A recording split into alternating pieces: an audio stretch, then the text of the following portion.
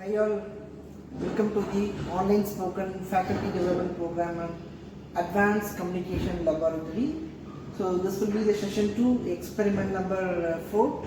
So today what we are going to see will be a very interesting experiment, that is fiber optic transmission through a digital link.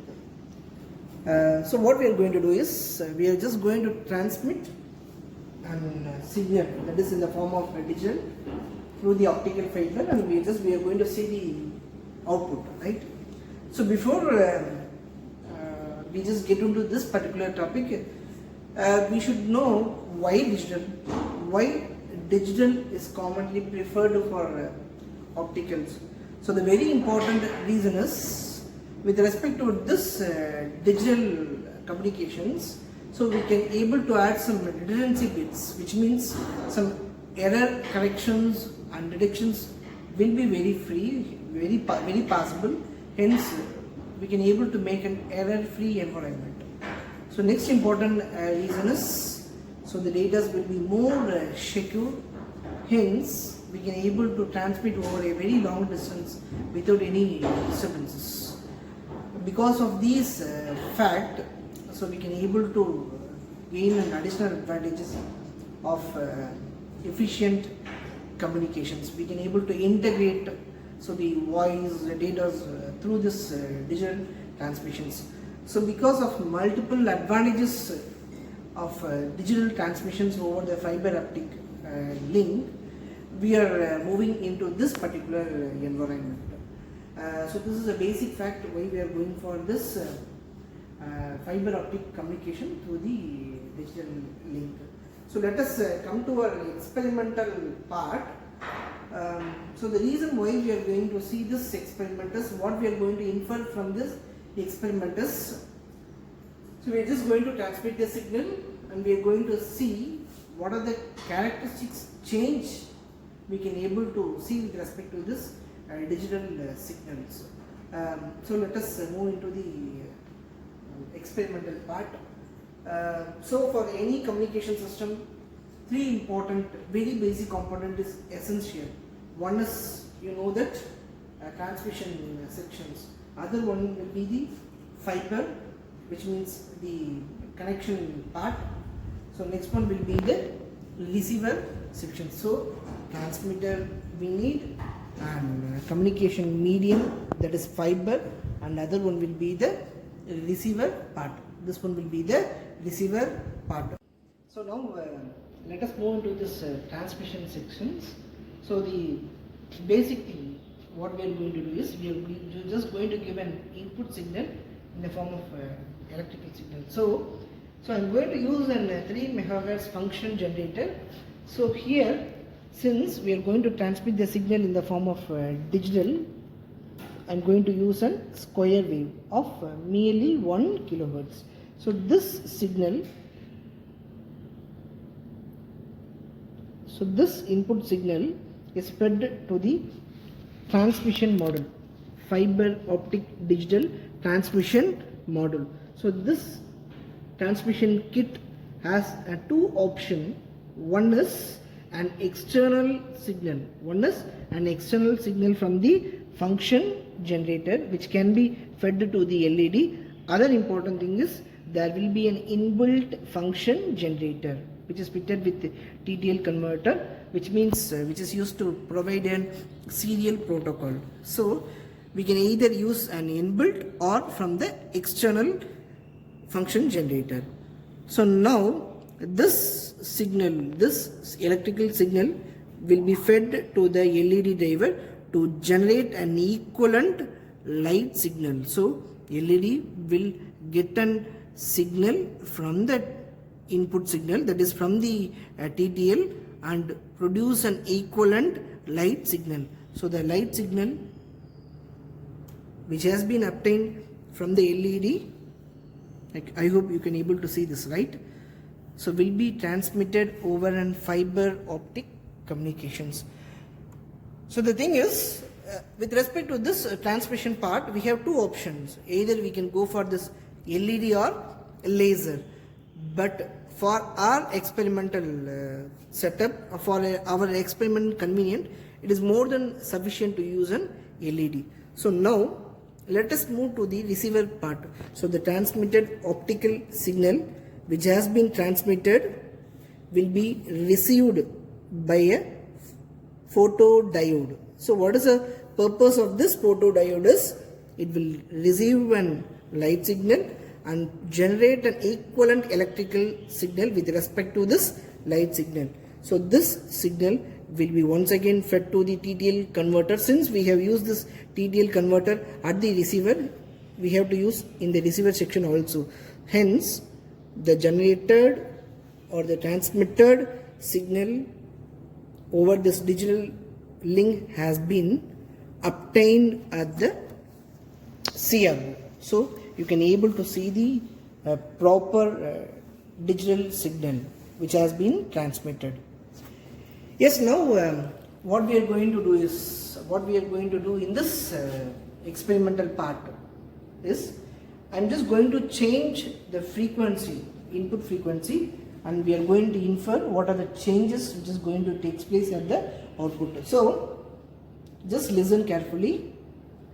So I hope you can able to see the display. So I am just going to increase the frequency. So I am just going to increase the frequency. When the frequency is going to increase, you can able to see the time period is going to reduce, right?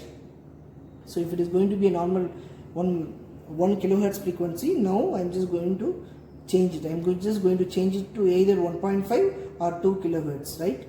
So when it is going to increase, you can able to see there will be a change in the time period of the signal, which means when the frequency is going to increase, there will be a reduction in the time period with respect to on and off. So if the time period is going to reduce, obviously we can say the bit rate is going to increase. So we are going to infer that increasing the frequency will reduce that time period. So the reduction in the time period in turn increase the bit rate of the signal. So this we can able to see practically. So this is what the main thing we have to note down in this experiment. At last we are just moving to the next category, that is calculations. So what we have to note down is, you have to note down the T on and the T off with respect to each frequency. So I am going to change the frequency from 1.5 to 2.5. So I am going to have a multiple iterations, and we are just going to have a multiple T on and T off. You have to note down all these readings, right? The important thing is we are just going to see an advanced trainer kit. So in this kit we have an integration of transmissions, connection as well as receiver module. I hope you can able to see. So whereas in the previous kit there will be an individual transmitter, there will be an individual receiver module, but whereas in this kit everything can be done by means of this single integrated kit. So next important thing what I have did is, the important changes is, we are going to see the result through the digital storage oscilloscopes, DSP, advanced DSP. So these are all the two important changes we have seen. So now similarly we are going to give an 1 kilohertz function generated electrical signal which is fed to one LED. So the LED in turn will generate an equivalent light signal with respect to one electrical signal.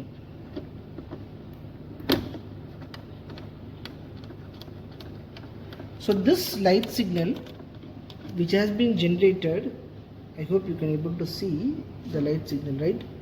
So this light signal will be given to the detector module. Yes, now the signal which has been received at the photodiode will be given to the comparator, so which will compare the signal with the BIOS signal which is generated. So the compared output signal will be then amplified and we can able to see in the receiver sections through the DSO. So this is what an advanced version of what we have seen in the previous sessions, that is previous model. Important thing is we are just going to see an advanced trainer kit. So in this kit we have an integration of transmissions, connection as well as receiver module. I hope you can able to see. So whereas in the previous kit there will be an individual transmitter, there will be an individual receiver module, but whereas in this kit everything can be done by means of this single integrated kit. So next important thing what I have did is the important changes is we are going to see the result through the digital storage oscilloscopes, DSO, advanced DSO. So these are all the two important changes we have seen. So now similarly we are going to give an 1 kilohertz function generated electrical signal which is fed to one LED. So the LED in turn will generate an equivalent light signal with respect to one electrical signal.